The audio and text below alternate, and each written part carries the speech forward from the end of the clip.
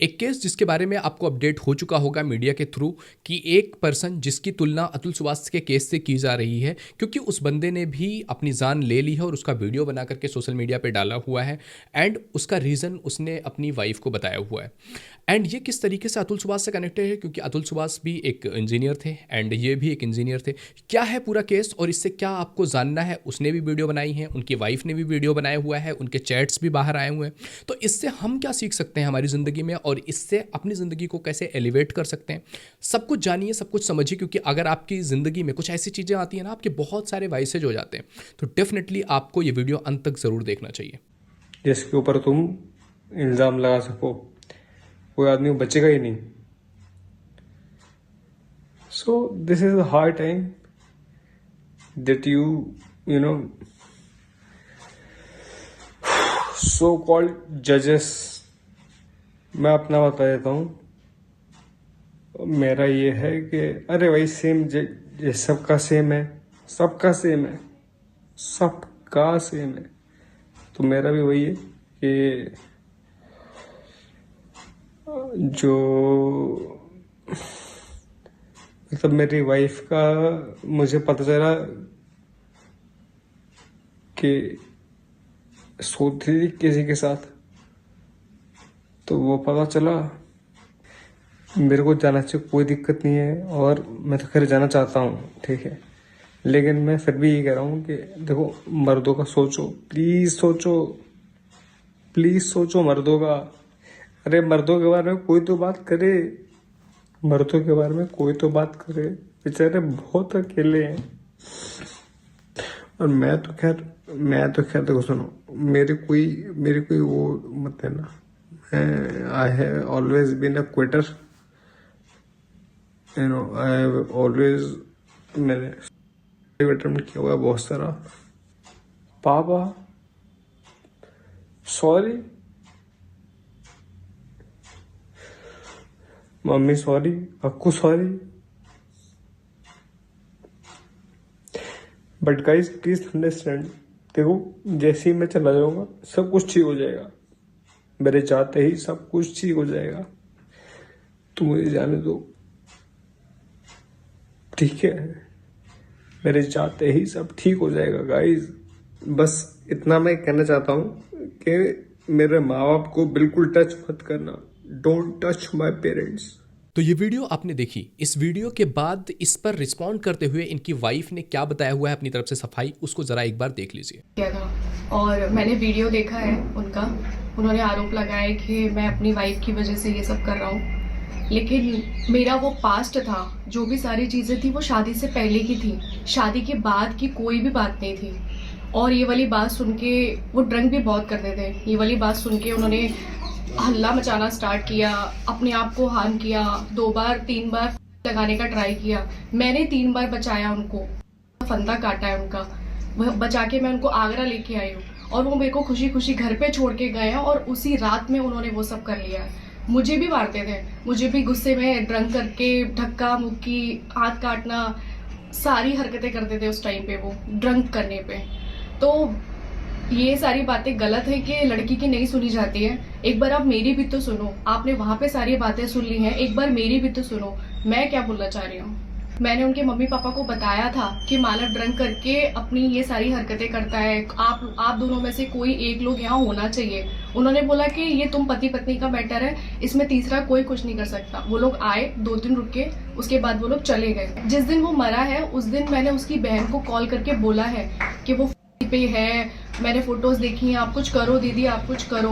उन्होंने बोला कि तू सो जा, लीव, इग्नोर, कुछ मत कर, वो कुछ नहीं करेगा, मेरी बात हो गई है, वो कुछ नहीं करेगा। उसके बाद मैंने उनके पापा को मैसेज किया कि पापा एक बार आप देख लीजिएगा मानव को रूम में, वो मेरा फोन नहीं उठा रहे हैं। तो और मैंने उनकी दीदी को बोला कि मैं पापा को बता दूं, उन्होंने बोला पापा को कुछ मत बताना। उससे पहले भी उनका मेरे कॉल आया कि मेरे पापा को कुछ मत बताया कर, कोई भी इशू हो मुझे बोल। इसलिए मैंने रात में उनको कॉल किया, मैं चीख चीख के बोल रही थी कि वो कर लेंगे, वो कर लेंगे, बट मेरी किसी ने नहीं सुनी। उन्होंने हम लोगों को घर में घुसने ही नहीं दिया, बोल दिया कि तू जा यहाँ से, तूने मेरा बेटा खा लिया। सारी उल्टी सीधी हरकतें, बदतमीजी करी। और जिस दिन मैं उनके घर पे गई थी, उन्होंने मेरे को धक्के मार के अंदर बोला है, अंदर भगाया मुझे। एंड जिस तरीके से उनकी वाइफ इन सब चीज़ों पे बात कर रही हैं, क्या ये इसमें रियलिटी है? ये चीज़ हम उनके व्हाट्सएप चैट से थोड़ा सा देख सकते हैं और समझ सकते हैं। जैसे कि उनकी व्हाट्सएप चैट वायरल हो रही है, जो चैट में उन्होंने लिखा हुआ है कि उन्होंने उनकी सिस्टर को कांटेक्ट करने की कोशिश की हुई थी, जिनके कांटेक्ट में उन्होंने कहा कि दीदी वो बहुत ड्रंक है, मानो मेरी बिल्कुल भी नहीं सुन रहे हैं, कोई ना, उसकी सिस्टर ने कहा कोई ना, इग्नोर करो, सो जा तू। उन्होंने कहा कि नहीं दीदी, वो चेयर रखी हुई है बेड पे, दुपट्टा है सिर में, वीडियो कॉल पे मैंने देखा है, नहीं वो कुछ कर लेंगे। जब इन्होंने कहा सो जा, तो इन्होंने कहा कि मैंने मैसेज किया है उसको, तो वो कह रही है कि वो मुझसे गुस्सा कर रहा है, दीदी प्लीज़ आप उनको कॉल करो। उन्होंने कहा ठीक है मैं कॉल करती हूँ, उनके सिस्टर ने कहा। फिर ये कह रही हैं उनकी वाइफ निकिता कि वो कर लेंगे कुछ, वीडियो कॉल पे दिखा के कह रहे थे मुझे। तो उनकी सिस्टर कहती हैं बी स्ट्रांग। वो कह रही हैं कि यार नहीं दीदी वो सच में कुछ कर लेंगे, वो बहुत ड्रंक है इस टाइम। तो उनकी सिस्टर कह रही हैं कि शांत रह तू। उन्होंने कहा है कि वाइफ ने कि सब रेडी रखा है उन्होंने। उनकी सिस्टर कह रही हैं निकी प्लीज़ रिलैक्स, तुझे स्ट्रांग होना पड़ेगा अब, ओके ये सारी चीज़ें होती हैं। फिर उनकी जो वाइफ है वो कह रही हैं कि बट मैं वो नहीं हूँ ना, कब से समझा रही हूँ, समझ नहीं रहे हैं, बोल रहे हैं कि सुबह तक नहीं मिलूंगी। तो इनकी जो सिस्टर हैं उन्होंने उससे पूछा कि तू फिर अकेला छोड़ा क्यों?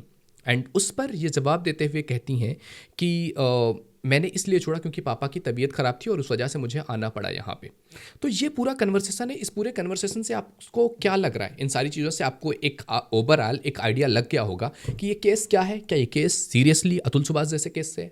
नो, नेवर, मतलब बिल्कुल भी उससे डिफरेंट है। क्योंकि अतुल सुभाष के केस में वाइफ छोड़ करके तुरंत भाग गई थी, इन्होंने तुरंत अपना क्लैरिफिकेशन दिया है कि क्या क्या चीज़ें रही हैं, और उस पर जो उन्होंने जस्टिफिकेशन देते हुए कहा है कि मतलब ये केस कुछ ऐसा है कि उनके अफेयर थे पहले, शादी से पहले, और उसके बारे में अब इनको पता चला और इन्होंने वहाँ पर कई सारे रिएक्ट किए, बहुत से कुछ करने की कोशिश की, कई बार अपनी जान लेने की कोशिश की, और इस लड़की ने उनको कई बार बचाया हुआ है।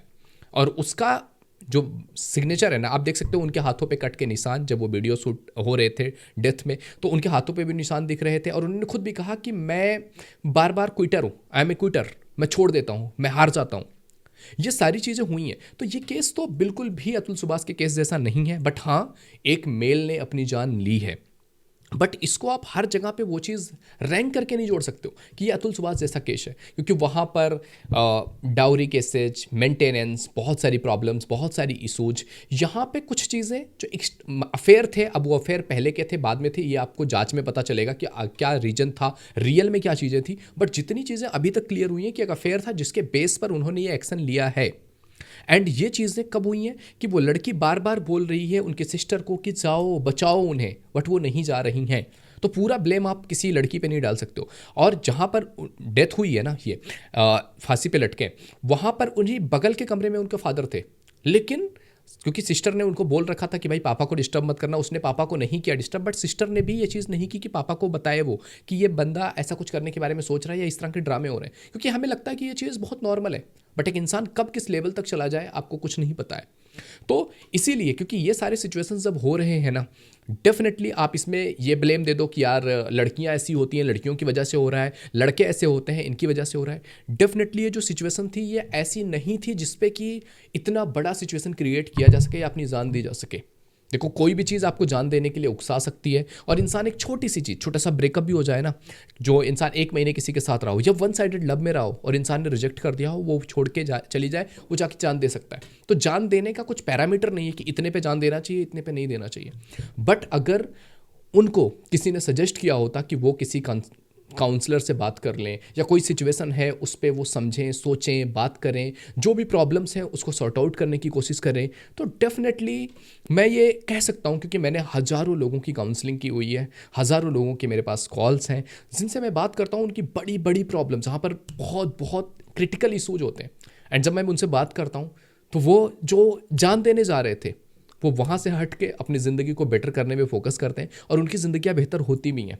तो अगर उनको किसी काउंसलर की तरफ किया गया होता, किसी से उन्हें काउंसलिंग ली होती, तो शायद ये जो सिचुएशन है कि एक वाइफ है जिसका अफेयर रहा हो पहले या अभी भी अफेयर हो, तो भी इस केस में ये नहीं होता है कि मैं अपनी जान दे दूँ, क्योंकि जान देने से कुछ भी चीज़ें बदल नहीं रही हैं।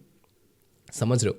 तो आई नो कि जान देना बहुत बड़ी चीज़ है, ऐसा नहीं होना चाहिए, बट जब भी कोई इंसान आपके आसपास इस तरह की सिचुएशन में हो ना, जहाँ पर वो इस तरह की चीज़ें कर रहा हो कि मैं जान दे दूंगा, वो फंदा लगा के बैठा हुआ हो, प्लीज़ इसको सीरियसली कंसीडर करो और प्लीज़ उसकी काउंसलिंग करवाओ, उसको साइकेट्रिस्ट के पास लेके जाओ।